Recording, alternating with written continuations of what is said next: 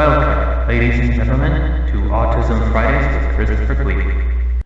Welcome back to Autism Fridays with Christopher Cleveland. As ever, I'm your host, Christopher Cleveland. In local news, several apartment suites are being systematically deconstructed and renovated. Good news for the real estate market in the long run in Moab, but bad news for the people already living in those older apartments. The reason? Because from what I've read, the city seems to have no plan to help them find temporary housing, nor any plan to help them return to the new apartments when the housing is done. At the same time, several housing deeds and complexes of all sorts along the river are being torn down, and those who live in campers are being forced to leave, most of whom already work on the river in some capacity, whether as a guide or boat maintenance or something of that nature, and there is nowhere else for these people to go. Time will tell if there is a plan to compensate these people, help them find housing, or if they will have to leave Moab and shorthand us in the very industries most heavily promoted by city officials. In other news, I have decided to add more content onto my social media. How do I intend to do this? I'll be starting by honoring Asian and Pacific Island Awareness Month with a martial art video every Monday for the month, and recognizing a YouTube user of Asian or Pacific Islander origins beginning next week and expanding until the end of the month. These will be short updates for the moment, but opportunities to expand will be taken as time goes by. For more info, stay tuned. After the break, our topic of discussion for the week.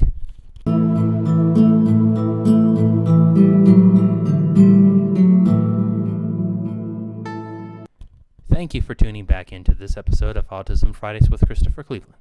As ever, I'm your host, Christopher Cleveland. For this next episode, I wanted to discuss job preparedness for those autistic children who will be going on the job market or are already legally on it in terms of age. For the past month or so, I've been working remotely with a company in Salt Lake City which collaborates with vocational rehabilitation and Department of Workforce Services to help autistic people prepare to find, obtain, and keep jobs. Among the courses offered is one called Executive Functioning. In the interest of opening up Mental Health Acceptance Month, executive function can be best summarized as the psychological aspects which allow for everything from memory to organization to be possible.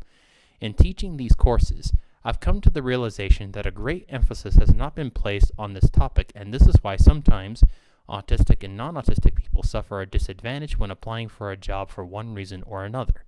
Therefore, as teachers, it's our imperative to help parents teach children how to organize information, break down large tasks on their to-do lists into smaller chunks, and make statements of intention which help them define a clear and attainable purpose.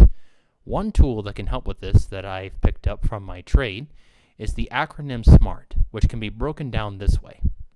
The S stands for specific, M is measurable, A attainable, R relevant and realistic, and T timed.